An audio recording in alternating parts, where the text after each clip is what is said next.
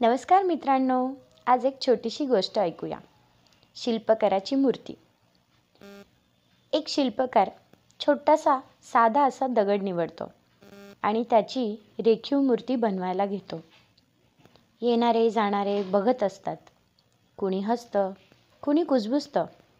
या ओबडधोबड दगडाचा कधी घडवेल हा देव? पण तो मात्र त्याचे काम करत राहतो. कधी छन्नी खुपते, तर कधी हातोड्याने बोट ठेचतो.